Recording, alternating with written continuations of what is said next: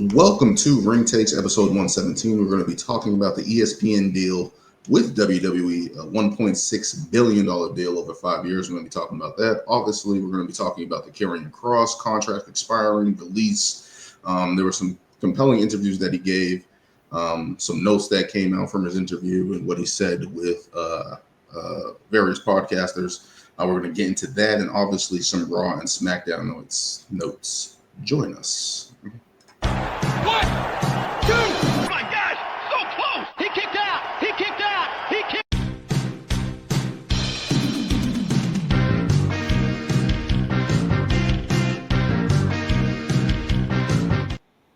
And we are back. I'm Daniel. Brian is back, bringing another healthy baby into this world. So congratulations on that. Joined by Lewis as well. The trio is back. We had Sonny, Kane, Man Eagle Kane last week. Thank you for joining us last week, Sonny. And yesterday I was on Gerald Bentley's podcast, Wrestling Spotlight. So it was an honor and privilege to be on that podcast as well. Busy week. A lot of things happening in this wrestling world. Let's get straight into it. Episode 117, the ESPN with WWE deal with the ESPN deal with WWE, KARRION KROSS released, and more. Let's start it off right off the top. ESPN has a deal, $1.6 billion deal with WWE over 5 years, $325 million roughly.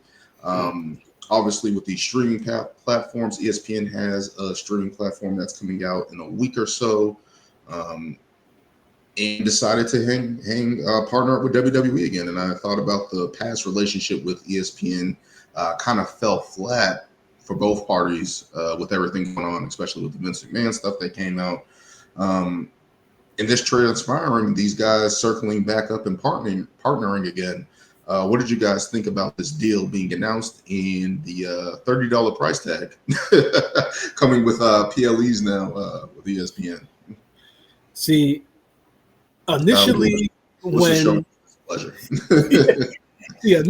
the deal was announced, and they kind of tried to explain to people who kind of already have cable providers and such that if you already have ESPN on your cable provider, then you don't really have to pay extra. But then when they further explained it, it's only certain cable providers. Like me, I live out in Rhode Island. I have Cox Cable, which is pretty much Rhode Island's version of Xfinity for those who have it in Massachusetts. And that's actually not one of the cable providers that's gonna be more than likely. I'm gonna have to pay that $30 a month. That along with you're already paying for Netflix. I actually have the Netflix membership where I'm not paying the no ad membership, so I'm already paying a lot over there. And then you still got Peacock with the library. So it is kind of getting a little expensive to be a WWE fan. But in a way, we kind of knew that things were trending in this direction. I mean, linear cable television. We talk about it all the time. It is dying, and streaming platforms are the new way to go. And TKO. They're kind of on the they care more about making as much money as possible, and maybe a little bit less about the fans in the standpoint that. I like to think that when Vince was in charge, that was a thought. I mean, when WWE Network, what was it, $9.99 a month? That was perfect. It had everything. It's just we're moving it. I saw a photo that a couple of people on X had shared with breaking down literally how much fans are going to be paying a month or paying a year.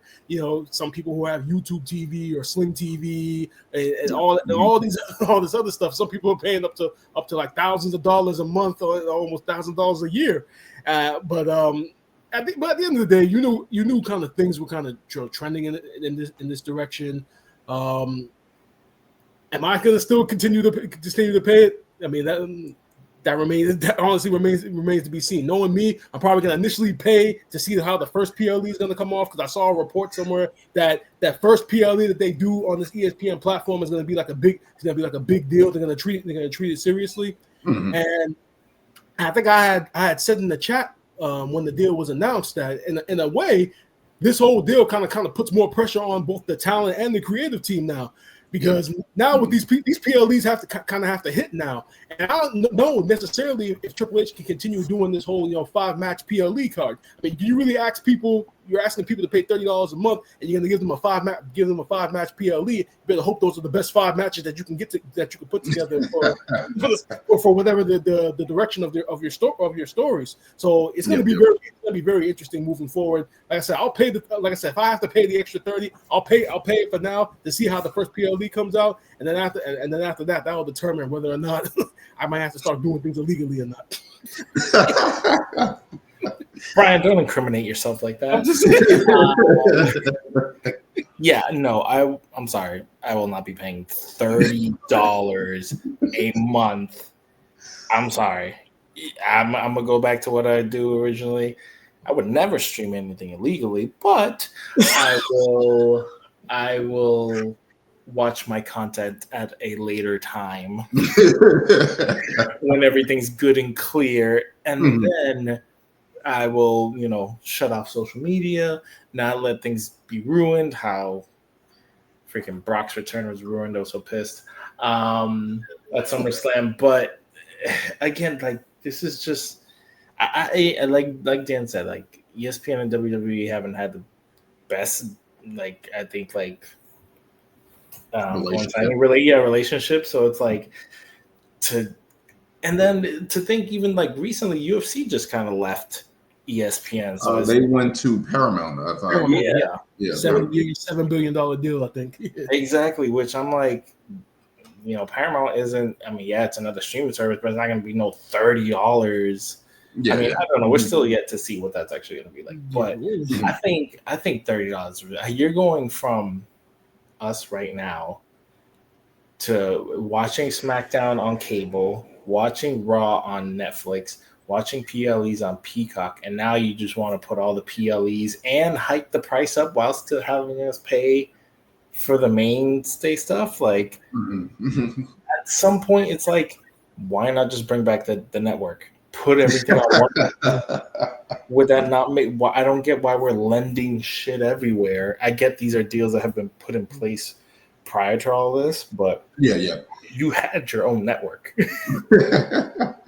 I think what it is. First, let me say I understand why they're doing this. I remember back in the day when In Your House came on, and they would charge you, I think, $29.95 or something like that for each Inside Your House. So I understand the PLE model, and then the pay-per-view. I think the In Your House would be $15, and then the pay-per-views like WrestleMania, SummerSlam would be $30 or something like that.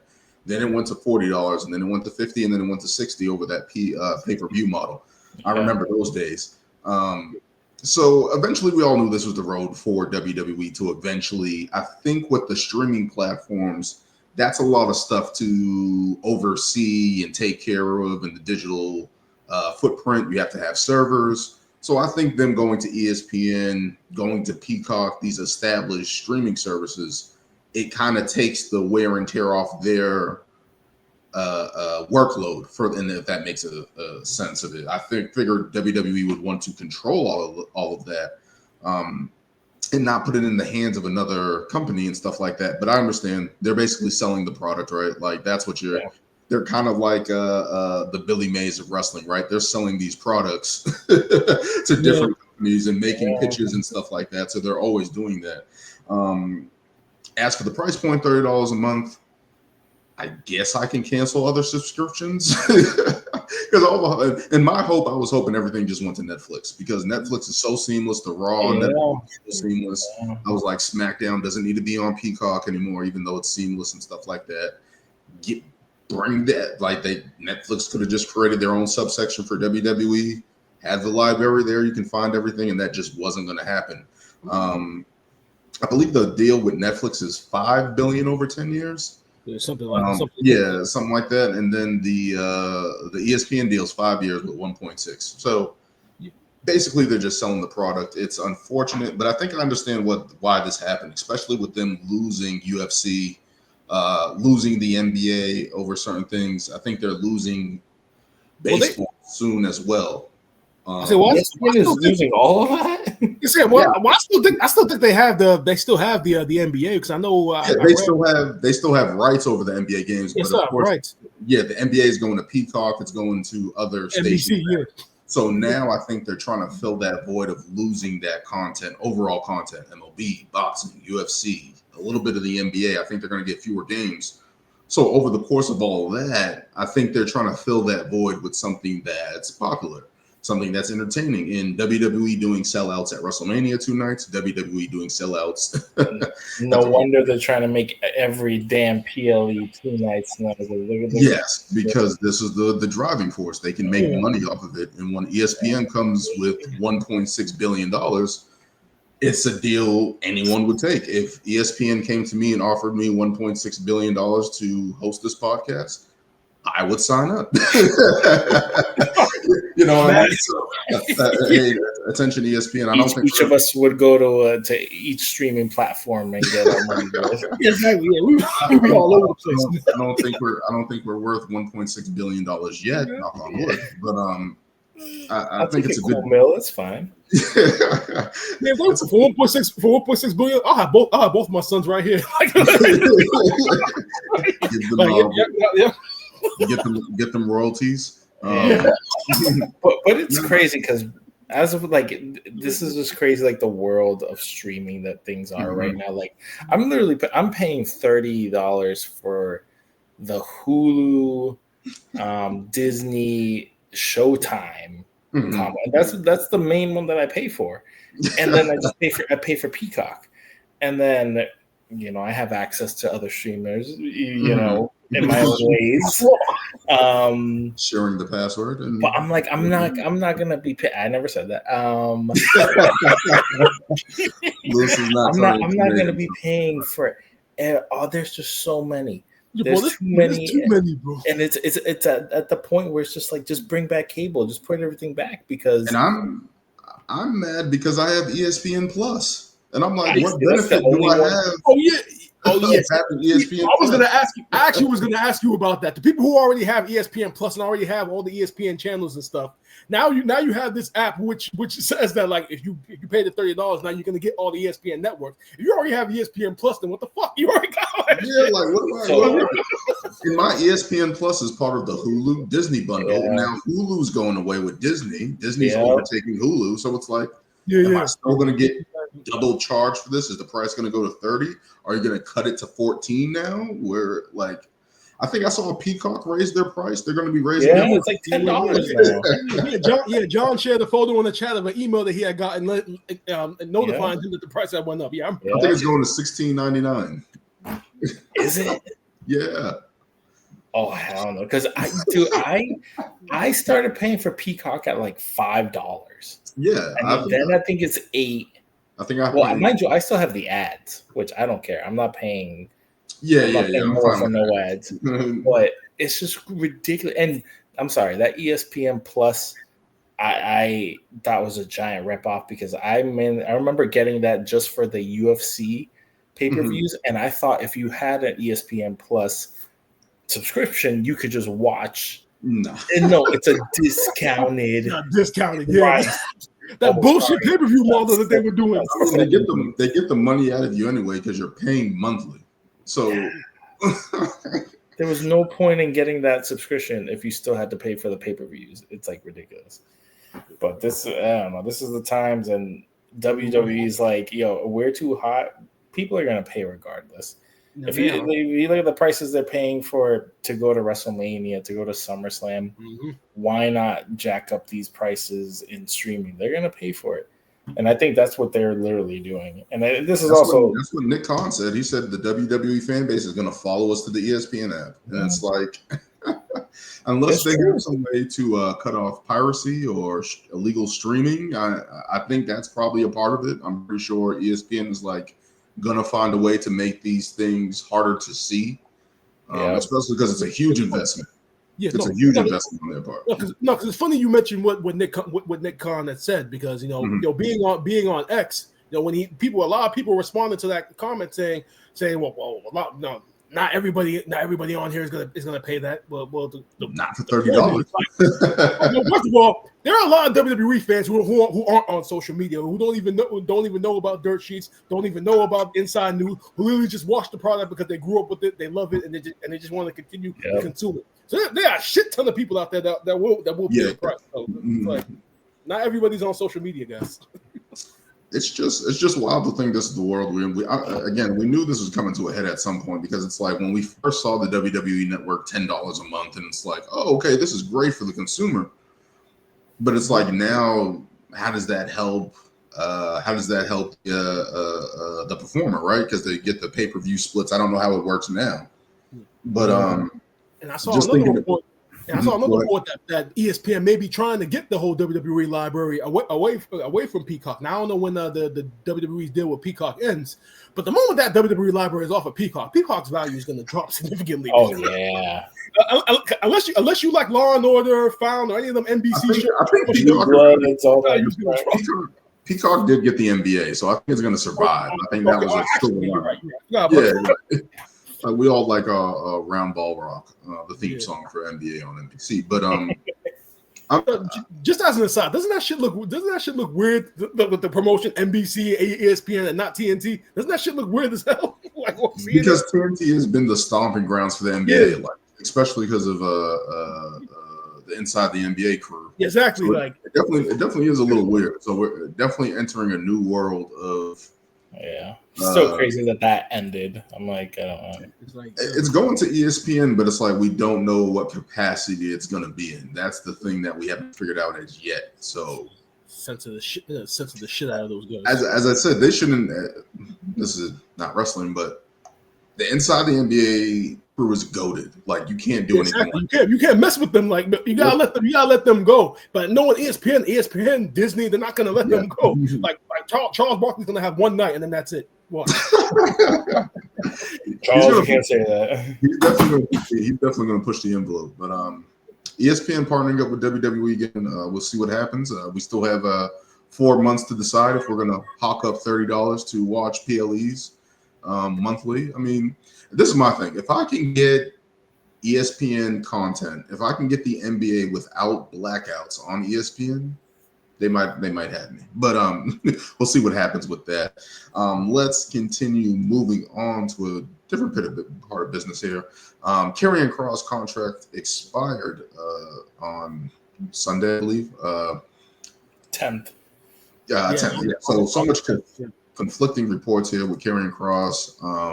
I basically said if he lost at SummerSlam, that was probably going to be it. Like, I didn't see him coming back. There was recent interview he did with, I can't remember the guy's name. Ariel Helwani.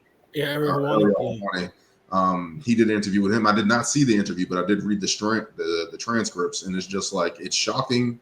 It's a little bit of the vibe I got was a little bit of cold shoulder from WWE towards KARRION Kross as these contract negotiations were going on.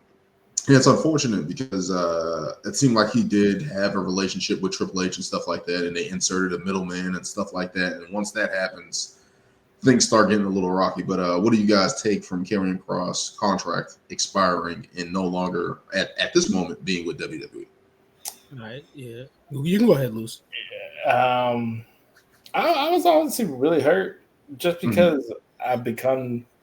It's crazy that the guy who was literally getting no push garnered his own following from everyone, and literally going from a point of literally just backstage segments to getting all this following, all this attention, merch sales, all these things, and you don't back them up.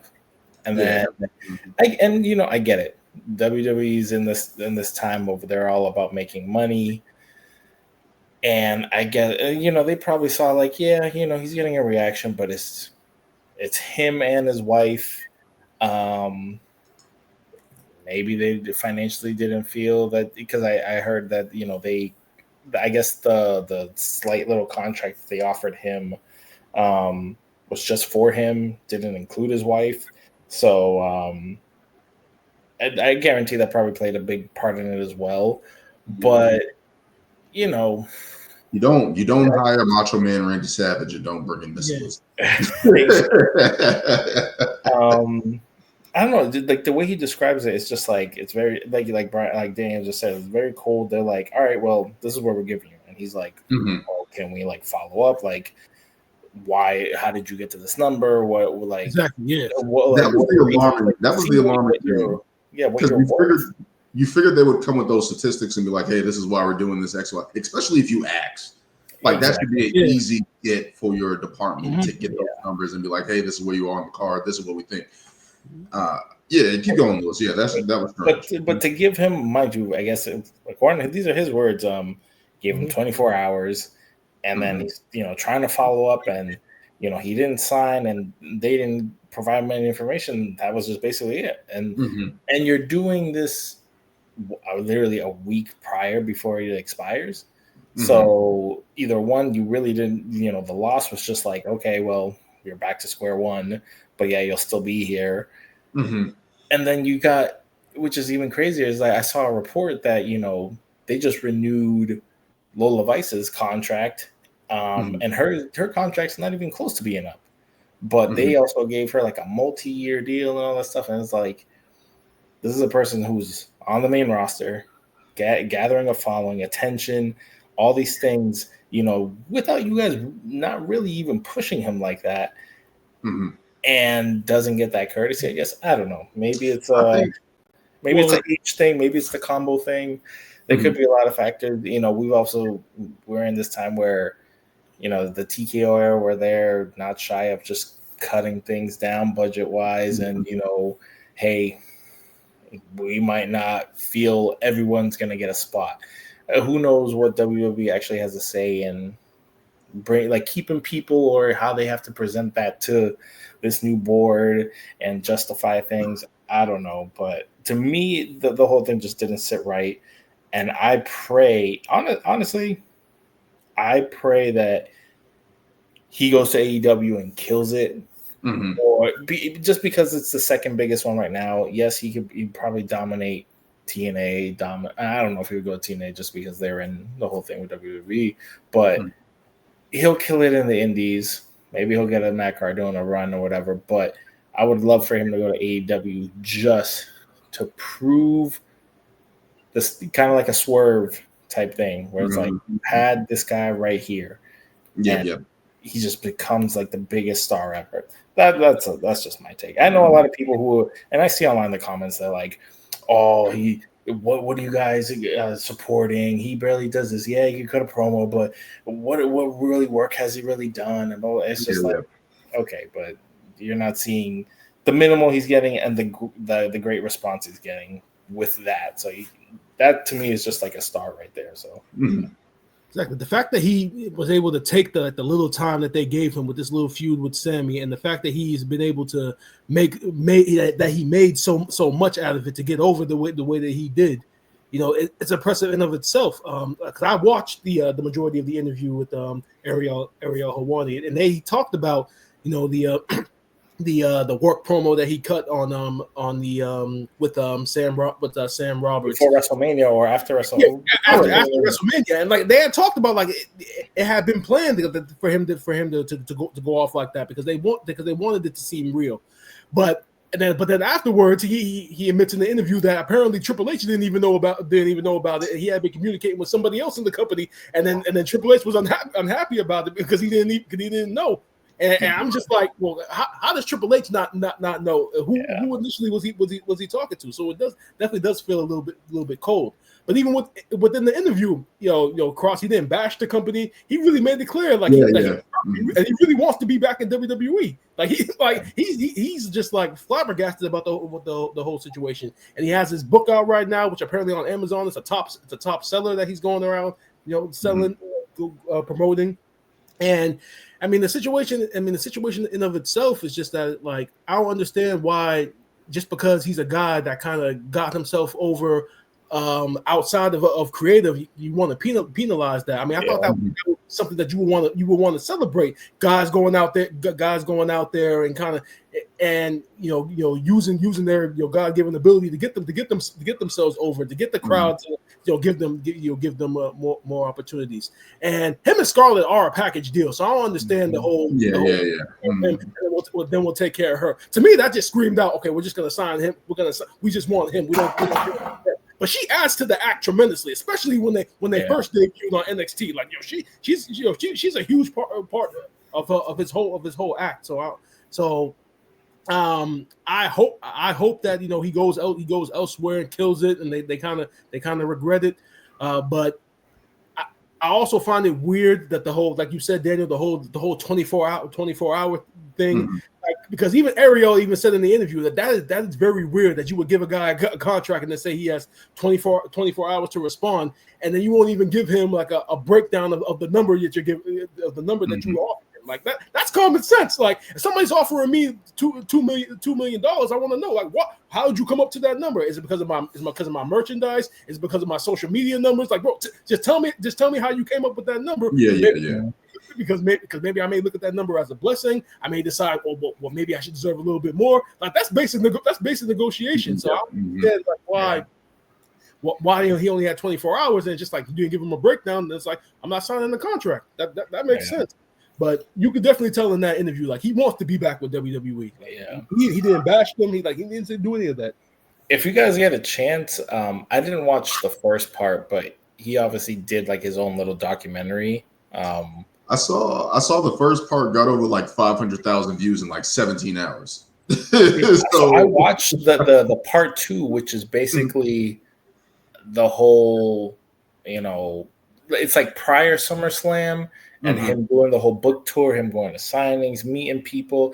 And this is where I'm like, this is someone who's obviously like, it has to suck to literally be like having all these people coming up to you like, oh, we hope they push you. We want you. We want this. We want you to keep going. And he's like, in his mind, kind of has to lie, but has to be like, hey, I hope so too. Hey, just keep voicing, but you see it like later on that he's like, this is really sucks, because it's like, I'm telling all these people like, I hope for the same thing, and I don't have a contract right now, or I haven't been offered anything. The company's not even talking to you. Exactly. I can't imagine that. But my thoughts on it is just like, I understand unfortunately where WWE is coming from in terms of, you can tell when somebody's not getting anything by the booking. The booking will tell you you're not being used, you're scarcely used, you're used in these one-time feuds, and then that's it. And then it goes cold. And it looks like that's what they were doing for KARRION Kross. And it's like, okay, if we're not getting you on TV, you're not generating anything for us, even though you're getting outside acclaim. I mean, we know history-wise, especially with guys like Zack Ryder, Matt Cardona, they don't like that when you do that out the realm, because now you're pushing them into a situation where they have to put you on TV and push you. On the other end, we just saw what R-Truth got brought back with the backlash from all that, and people saying, is it a work, or whatever the case may be, whatever to happen with that. But he was brought back. Lewis, you mentioned Lola Vice. Lola Vice has been on TV every week in NXT. She's been wrestling in AAA. So I can understand why there would be a little bit more investment in her as you're trying to branch out into Mexico, the Latino community and stuff like that. We're trying to find those stars and stuff like that, and make that acquisition of AAA seem bigger by putting Lola Vice in. AAA Mania is this weekend on Saturday. So I can definitely see why they're trying to make sure all the ducks in a row on that.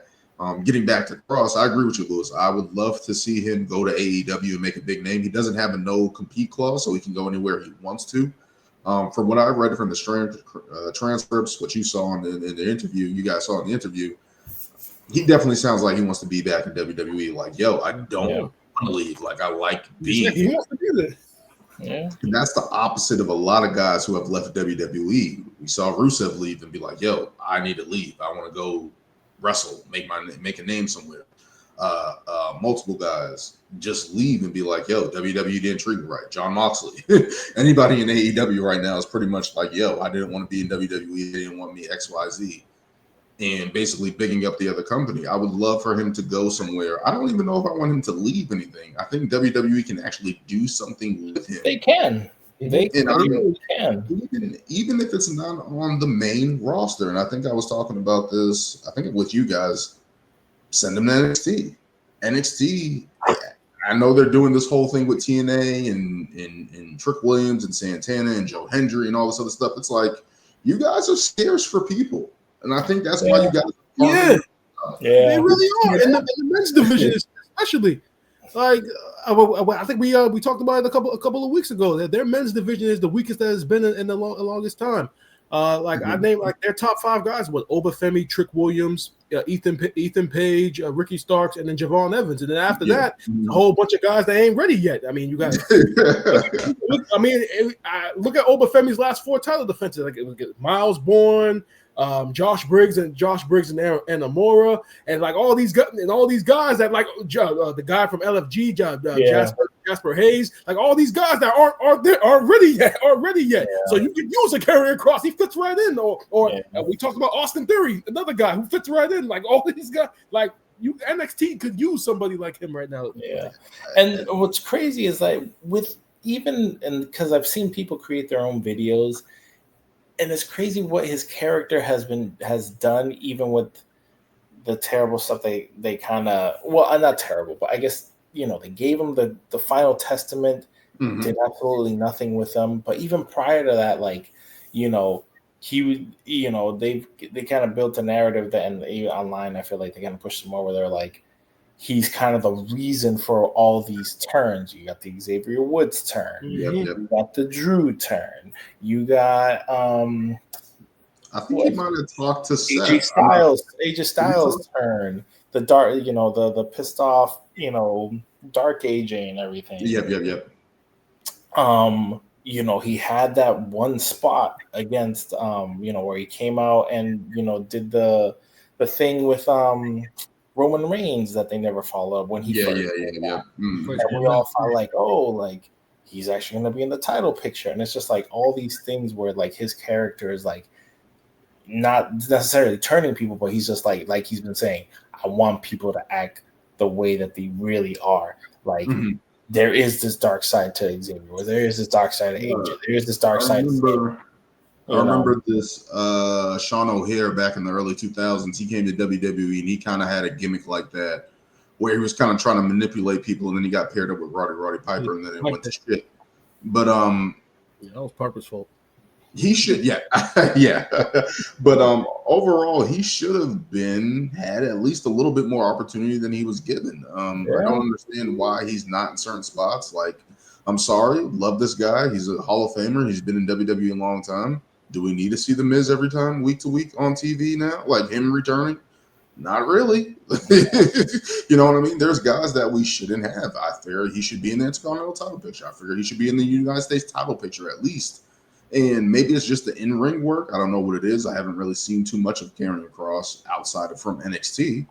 But it's just like, why isn't this guy getting pushed? Or at least when you have guys that are nearing the end, you at least see what they got, right? And you give them something to take. And I thought he did really, really good with this Sami Zayn feud that was going on, right? And like you had your answer right there. All he had to do was win.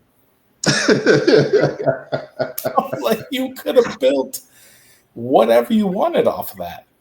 Yeah, I mean, I think I kind of mentioned a while back. I don't know what it would do to make Sami heel. I guess maybe that was my only question. Like, how would you go about that? Even if you didn't want to turn him heel, because we had a heel Sami, but what's that whole conspiracy? Type. I was like, what if he was an actual like, I'm out here attacking people, like everyone who's screwed me, everybody who's, you could go that route, like not just like he has to cheat, but just like beating the crap. I told you the way that they do it. You have Sami have that moment, and he sells his soul to The Rock. That's how you make Sami. Stop bringing The Rock into everything. I understand The Rock is a no. He's like Voldemort on here. You don't say his name. Boss needs to die. I'm sorry. Whoa. Let me just say, Brian has the shirt right there. I should take the shirt down? Light it up, Brian. Light it up. I might take that down because I've got to show y'all. During my birthday, my wife hooked me up with this shirt, so I might put this shirt. I haven't put it up yet. That was a good time when Stone Cold comes back. I don't need to see Rock anymore. Nah, but it's just like, why not have him win that match? Maybe that was a part of the negotiation tactic, right? Have him lose. You're not really hot right now. Maybe that's what they did, try to lowball him, whatever the case may be. Maybe. To do that and just pull the rug from underneath him, a guy that wants to be there. And I said it before, even if he won that match at SummerSlam, you can just have him just build up and just continue to do that. He doesn't have to be in the title picture or anything like that. He can continue to manipulate people until it's time to hit the iron while it's hot when he's at his highest and give him that moment. Even if he lost, I figured there was a way to get him, because Sammy had that opportunity on Raw. We're going to get into that in a moment, but he had that opportunity on Raw. If he won that match, he would be in the title picture. Yeah. Why do we need the MFT coming from SmackDown to interfere in that and get Sammy back in the Bloodline storyline that we worked so hard for the past year to get him away from? Well, according to Solo, the Bloodline storyline is nowhere close to being done, and we're kind of in like, I don't know what, the 5th or 6th inning, according to him. And this story is not close to being done. I don't know what the hell he's talking about, but yeah. God damn it! But you know what's crazy? I think it has to do back to like what you said, Dan, like, or like how WWE probably doesn't like when people get over on their own. Yeah. And I follow KARRION KROSS on Instagram, and all he was doing, I want to say at least the last 2 weeks, was resharing everyone who would tag him in their post about him, like, hey, my KARRION KROSS shirt is coming. Oh, I just bought the book. Oh, you guys need to push him. And all he kept doing was posting all that stuff. And then in that documentary thing, he even posted when I think it was after Providence, where the crowd just went nuts for him. And they was trying, and I guess when he was leaving, people were chanting for him, like, we want Cross, we want Cross. And then he kind of embraced it and was like, yeah, like, you know, like signing autographs and like feeding into the crowd. And apparently, I guess he was also told, like, don't feed into that. Kind of like, don't break kayfabe, but it's like, you know, we're not in that era anymore. As Undertaker said, there's wrestlers doing TikTok backstage. So in response to that, Lewis, they're telling him not to break kayfabe and to feed into all that, but when they're clearly cheering for him, Triple H can clearly turn around and say that, oh, they're chanting, we want Brock. And he actually mentioned that in the interview. Ariel asked him about that in the interview, and he was just like, he was very professional about it, saying maybe Triple H misheard because he has a dry sense of humor just like I do. So maybe he really did mishear. But come on, he didn't mishear shit. He knew exactly what the hell they heard. Come on, I'm not gonna lie. I will give Triple H that benefit. Brock, Cross. You know, you're off the final segment of night 2. He probably thought they were saying Brock. I wouldn't say that. I think Triple H is just, he's in a position where I don't know if it's just him doing it or whatever the case may be. He has to answer to other people now. Yeah. And ultimately, when your boss, whatever situation you are in, your passion, he's not gonna jeopardize his career or put himself in harm's way for KARRION KROSS. And I think ultimately, if that's the case, he's not going to do that. And I'm pretty sure Triple H was maybe Triple H was sitting there like, hey, we can do something with him. Doesn't have to be as cold as this, but I don't know. Wrestling is definitely difficult when these contracts come up and then people are telling their story. And I hope this doesn't hurt Cross from coming back to WWE or any form of that, with him even talking to in interviews and stuff like that. I hope that's not the case. I mean, like you said, he's not bashing the company. It's just like he's just talking about his experience. You know, I think that could be a bad thing because he's giving the negotiation tactics of WWE away. He's giving the insight to what's going on away. I mean, we just gave the insight with Unreal. Like, come on, It's okay. It's okay when they do it, Lewis. Yeah, bro. Exactly. Or contractor says something. It's different. It's not right. It's bullshit. And again, I just don't understand why they couldn't use him in some capacity. Again, as I said, NXT, we saw when NXT first came, they sent people down there to get refreshed. Tyson Kidd, Cesaro, William Regal. Yeah. I mean, even Finn Balor went back down there. Yeah. Lots of people. Finn Balor, Samoa Joe. Long list of guys. They got sent back down to help one develop the talent down there, give some credibility down there, and then come back up. So I don't know. It's sad. I don't know if WWE is using, maybe they're sitting there looking at, hey, we got Evolve, we got LFG, we're bringing people into NXT. We're not trying to send people back down to impede their progress. But it's like, I think that's what's needed. Realistically, when you win LFG, you should go to Evolve. Then you get better Evolve, then you go to NXT and so forth. Some of these guys are on NXT right now. Some of them need to be on Evolve. Like seriously. some of these some of these guys, like, come on now. They just brought up the Olympian, Tara May Steele. Tara May Steele, They brought her up for this USA versus Canada feud with Ethan Page and Tavion. Come on. And then we just saw this. They brought Chelsea Green down there. They brought Nia Jax down there. So it's like, that's not out of the question. You mean to tell me Karrion Kross can't be in the title picture? Or how awesome would Karrion Kross with a feud with Ricky Starks be? Or even Obafemi.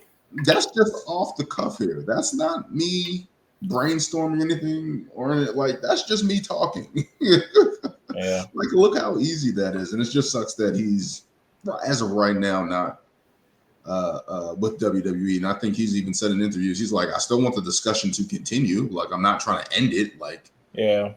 And I said, and I went on a Wrestling Spotlight with Gerald Bentley and Sonny Kane the other day, and I was talking about that. I was like, WWE better hope that he doesn't go to AEW and becomes a Swerve Strickland, become a John Moxley, become a Tony Storm-esque cast off from WWE, because now other people in WWE, maybe even with you guys signing with ESPN, maybe there's a person going there like being underutilized, being like, send me to AEW. Like, I don't like, if it's not working here, I'm not getting an opportunity here, I'm fine going to AEW. Like, I'll take my chance. Take my bag of money from Tony Khan and make it work. You know what I mean? But we'll see what happens with the story of Karrion Kross. Forbidden Doors in 2 weeks, next weekend, not this weekend, next weekend. So he can easily pop up there. Would not be surprised if that happened given the current climate. And then them not offering a contract to Scarlett. It isn't like you're negotiating to them separately. You're obviously saying you don't want her. And again, I think this is WWE's way of saying they didn't want Karrion Kross with that contract offer, and then not offering his wife, his valet, an opportunity. And again, we see what she does in terms of getting involved in matches, being a valet, the entrance, everything of all that. Like, she's a part of the stick. Like, so for them not to do that is just weird. But we'll see what happens with Karrion Kross and see where he ends up. Let's continue moving on here to the Raw side of things. Raw notes from this past Monday. A lot of stuff going on. LA Knight getting some shine on Monday Night Raw, teaming with CM Punk against The Vision. We officially have a name now. Officially, finally. The Vision. For this group. But what do you guys make of the tag team match ending Monday Night Raw, and also the Fatal 4-Way being set up for Clash in Paris? I don't know if you guys have noticed, but I think I messaged this in the chat. For the last month, Raw has literally ended the exact same fucking way. With these three guys and Paul Heyman standing over whoever the hell they're going to be facing at the upcoming PLE. I mean, you saw it with the go home show for SummerSlam when they took out both Roman and Jay. They stood over both of them. You saw that on the go home on the episode of Raw after SummerSlam when they took out Roman Reigns, and now he's off TV and lost his shoes. Can't come back. He's been robbed multiple times. Yeah, so it's just like I get it. You know, you're trying to build this stable as the dominant force on Monday Night Raw. You can still do that without doing the exact same fucking script every week. The show does not need to go off the air every week with all four of them. All four It's of them. called dominance, Brian. That's what they got. Show the dominance the other way. You could be creative. You could be creative with it though. It doesn't necessarily have to close the show. I mean, it could be in the middle. It could be in the middle of the show. But it's the main storyline, Brian. We need to showcase it. There are plenty of main stories the main storylines that don't always close the show. Now it's early. It's early, but it's very NWO-esque, where they just always ran Ruckshaw over Monday Night Nitro and just always stood tall, beating up the baby faces. There was a reign of terror there, but if you're trying to establish this group, I get why they're doing that. Yeah. Because now you are getting the top baby faces. Obviously, this again, I'm going to keep saying this. It's August right now. They're setting up for War Games. Yeah. They're trying to establish that. So I think it's a little too early to pull the trigger. Maybe we should see a formation of the baby faces coming together over time to lead up into that, rather than them just instantly being in tag team matches and stuff like that. We already know who it's going to be. It's going to be Roman, Punk, Jay, LA Knight, and who is Sammy or something. That's the thing. We literally got the same three. Those first three guys that you named were in last year's War Game. It's the same shit. Like, I'm telling you, if Survivor Series is 2 nights, they gotta have 2 War Game matches. Maybe Sammy leads his own team against MFT or whatever the case may be, and maybe they separate it. Maybe they do something different. But I don't know. It's just, again, I understand the pathway that they're going, and I like the Fatal 4-Way that they set up for Clash in Paris, because it's like, okay, Jay is not out of the loop, right? Like, he's at least in the title picture. LA Knight's getting some shine next to CM Punk. I like their back and forth on Monday Night Raw. Both these guys saying, hey, we deserve title shots even though we got screwed, and basically saying, hey, I deserve mine over yours. So I like that little mashup. And then you got Seth now having to walk into this match.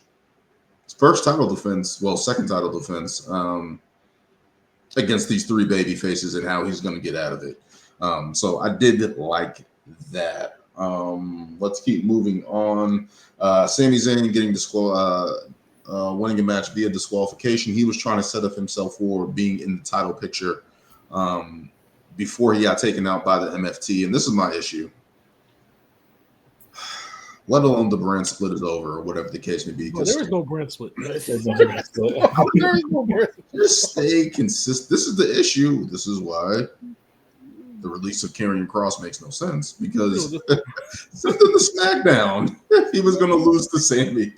Oh my god! I mean, like, for God's sakes, they never even officially said that LA Knight is a Raw superstar now. Because think about it, he's technically supposed to be on SmackDown. So now he's just on Raw randomly. Like, there's no brand split, but it's just that whatever they can add to the whatever show. I don't like the MFT. That's supposed to be Jacob's fight. That's supposed to be Jacob and Jimmy's story, right? Like, that's not supposed to be Sammy. I know Sammy came there last week. I know they were in Montreal. Hey, he's an honorary Oos man, all right? There's no Usos in this fight. You're fighting Rusev. Like, I don't know. I understand what they're doing, and I'm tired. We all want to see Sammy out, and maybe this is just building him up for maybe the Royal Rumble or maybe a world title future matchup, which we all hope he gets. But him getting involved, and I don't want to sound bad here, but with the Samoans again, there's nobody else he can fight on the roster. Nobody else. Sorry, he's the Oosiest, so he's gonna be involved every time. I would have loved to see him involved with Sheamus and Rusev, getting involved in that trio match. Like, I would have been fine with that. Like, I don't know, but he's getting involved with MFT again, so we'll see with that. What did he do? What did he do on SmackDown that they came and attacked him? He got involved. He beat Solo for whatever reason. He was in the match with Solo, which made no sense to me, but. Because they were in Montreal, and obviously because Sammy is like a hometown hero, so they brought him out to face. He beat Solo in a regular match, like clean. Yeah, he stole it like a roll up, and he stole it, ran away. Like, yeah. So, I mean, of course he's gonna get his lick back. Come on. Exactly. it's just ridiculous. I don't know. He should be fighting Jacob still, and he's probably is still going to. And Jimmy Uso gave Jimmy Uso something to do. So obviously this is going to team up and be something that's going to happen. But yeah, I know. You know, it's weird because, like you said, at the end of the Jacob and solo match, Jacob did a moonsault, took two of the guys out, and now you don't see Jacob for the next couple of weeks. I mean, that's just very weird as to why he's not still chasing them. Like, did I miss like a segment? Did they take him out? Like, what? Like, why is Jacob not a part of the? I don't know. I'm disgusted with what they're doing with him. But and again, you have him. The cage match sucked. And then you have him do the most important thing that we wanted to see after the match. It's weird. Maybe they're going cold. I don't know. Maybe they're going cold on him, but he's obviously going to show back up at some point. Yeah. Dominic Mysterio and El Grande Americano defeat Dragon Lee and AJ Styles. I know they're getting. I know they're setting up for their AAA match this weekend, but something is telling me Dom's going to win this weekend. I don't know. It's just gonna add more to his that feeling, right? Yeah. It's gonna add so much more to his presence and just the heel, everything about it. It's gonna boost him up so much. So they're gonna have that AAA title now on Raw. Maybe have a AAA talent come up like the Kingo. Yeah. I'm still wondering what Alberto Del Rio is because he's been gone he's not. from AAA. So we'll see what they have. But obviously, Triple Mania is happening this weekend on Saturday, and Dom and El Grande Americano and Dragon Lee are in that Fatal 4-Way for the AAA title. So definitely interesting. I just want to say aside, I honestly just want to tune in just to hear JBL on commentary. Once they announced he's gonna be the color commentator, I'm like, oh, he's gonna be saying so much fucked up shit. Like, oh my god, machismo. All that stuff. When him and Eddie used to feud, the crap he would say sounded so damn racist.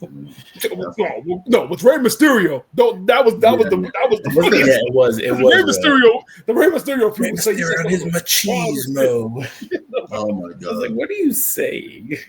It was definitely George Bush in 2004 during his run. Yeah. Sending people back across the border. Come on now. Like that stuff wouldn't fly. Like, yeah, WWE was in a dark place, but probably still is. But just having El Grande Americano and Dominic Mysterio, Dominic donning the luchador mask and championing that he's the greatest luchador ever. As I said, I would love to see him in San Diego going up against his pops for the IC title. I would love to see that happen. Yeah. And then even with them being in AAA this weekend, I'm like, is Rey Mysterio going to show up and cost them? And that's where you plant the seeds for something to happen there. So we'll see what happens with that coming out of AAA this weekend. Roxanne Perez defeated Io Sky after indirection with the Kabuki Warriors, who were trying to help her at first. Looks like we're going to get a heel turn out of the Kabuki Warriors at some point. What do you guys make of that, Roxanne, Io, and the Kabuki Warriors? I mean, it's definitely a very, very interesting take. I mean, I think I had suggested back at before Naomi had cashed in Money in the Bank when Io was still champion. I was even thinking that maybe Asuka could have won the Queen of the Ring to set up Asuka versus Io. And I even said then, like, if you're gonna do that feud, do it UFC style. Just do video packages and do one in-ring segment. Mm-hmm. But Asuka is, like I said, she's like her English skills aren't top notch. But yeah, she's one of the most charismatic women on the roster, and it's crazy when you see her. Like even in that backstage segment alone, when she pushed Io, like it just like it made it very clear that like, okay, this is the direction that they're going in. And Asuka was a great heel during those days a couple years ago before she got injured. So she'll pull it off greatly. I mean, Io is the hottest woman on the roster, both in ring with the crowd. So it's gonna be very interesting how they book that moving forward. Mm-hmm. Yeah, definitely like this whole segment. Them kind of just like, hey, we're trying to help, and she's like, no, and then she flipped out on there. So I'm like, I'd prefer it to be just Asuka. I mean, if this makes them heel and like vicious and they start taking people out, I wouldn't mind it. It would definitely level them up as a group. But it's going to be very interesting to see how it plays out. I think definitely a feud between Asuka and Io would be great. I just don't know if they're going to fully dive into that with Kairi there on the side. I could definitely see like her kind of trying to be like the middle person trying to like keep peace, but eventually kind of sides with Asuka because that's her tag partner. So I could see that playing out. But definitely excited for it. Yeah, it gives something Asuka to do when her return. Maybe even Kairi saying if she gets involved, it gives them both something to do with their return, feuding with Io, and now Io goes against him or whatever the case may be. And then Rhea came up and said, "Can you trust them in XYZ?" So maybe a lethal tag match or something like that down the line. So we'll see. But I'm glad they're just doing something with the Kabuki Warriors. Hopefully they get back in the tag team picture as well. What else am I thinking of Raw? I think that's it for Raw. Raw was pretty good. I thought it was solid.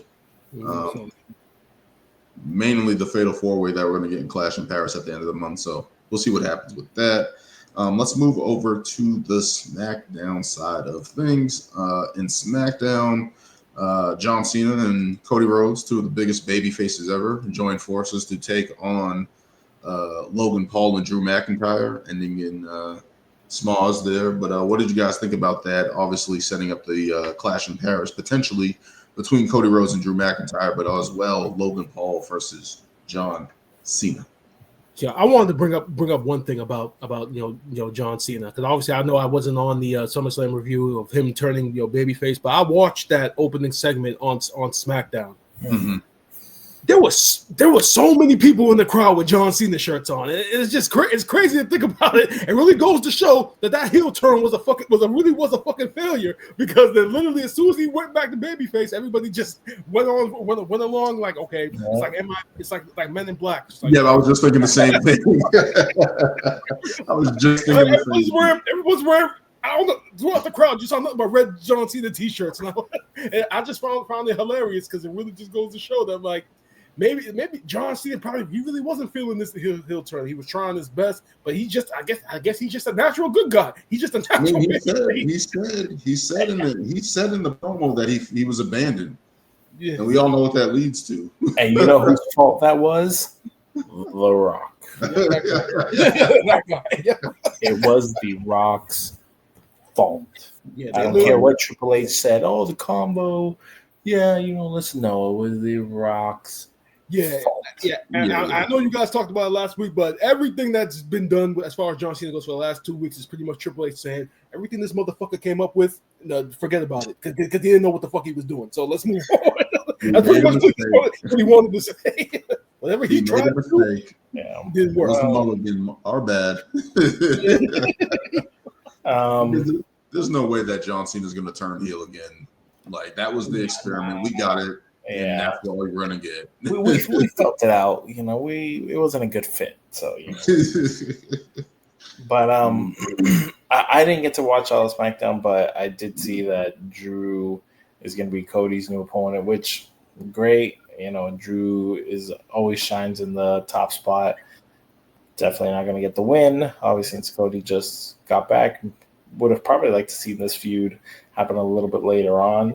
But hey, it could probably be, maybe a no DQ or type situation where it keeps going.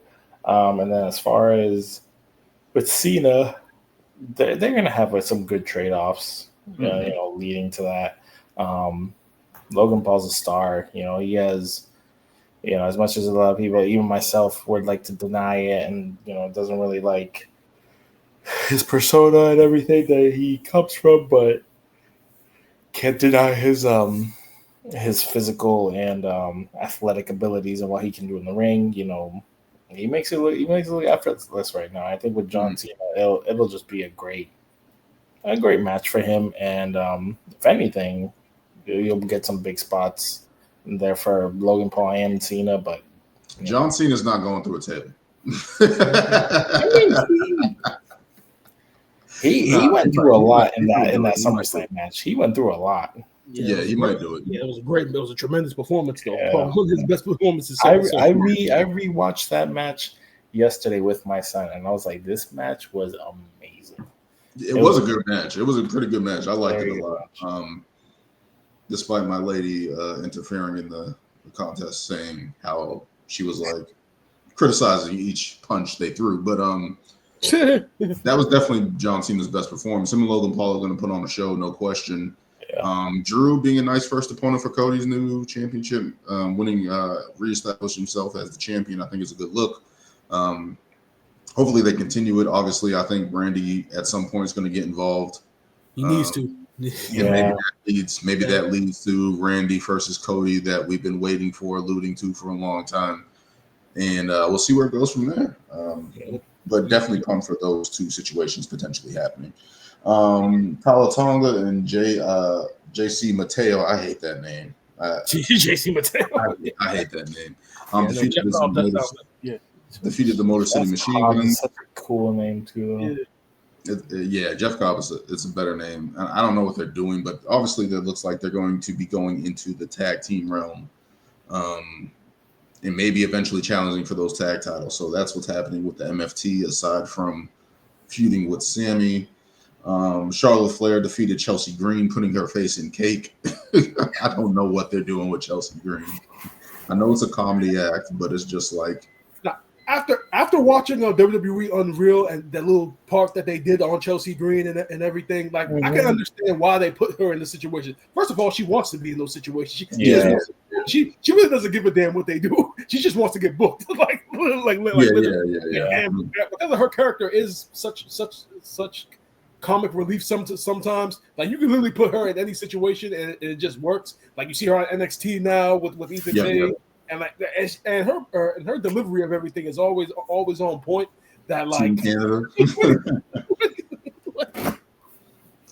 Team Canada down there in at NXT with Ethan Page, so that's a good look. Charlotte Flair and her, I'm gonna call them Team Hell No until they figure out something. But their love-hate relationship, I hope they continue to keep building on it and moving forward. Aleister Black promised to take out Damian Priest. I believe they're supposed to face each other next week before Clash in Paris. So that's definitely going to be a banger. Hopefully they get a main event spot and Aleister Black gets to sink his teeth into that as well. So, they haven't really done anything much with Aleister Black, but it seems like he's going to be feuding with Damian Priest. So definitely looking forward to that. Anything else you guys want to talk about? I'm trying to think of anything else. No, I think that's it.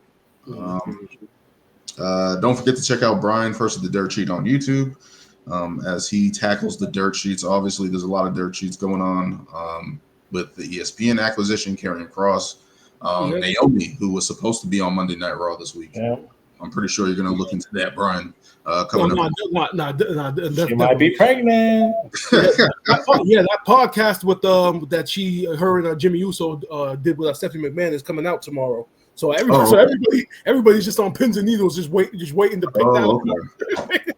So we definitely should be able to see what's going on there. I mean, I've seen some people saying, "How can she do this?" X, Y, Z, and I'm like, I remember when Becky Lynch got pregnant, and no one besides Jim Cornette. Besides Jim Cornette. It just happened. You want to have, and plus she had alluded to in the past that her and Jimmy wanted that start a fence. Yeah. Well, it just happens. Like, bro, you should just be happy for them. Be fortunate for them that they're gonna have to add another member to the Samoan dynasty. So, so in 20 years, we're gonna have somebody just come up. Exactly. Next generation. Like, God damn it. Another but now check out Brian versus the Dirt Sheets on YouTube. That's coming up. Looking to do some stuff with Gerald Bentley and Sonny Kane down the line in a couple of weeks as well. So definitely going to reconnect with them. And I'm trying to think of anything else, but no. Follow us on X at Ring Takes, at TikTok and Instagram Ring Takes, the Soapbox Network on YouTube. And don't forget to like, comment, and subscribe. And as always, kick out on 2. Until next time, guys. What?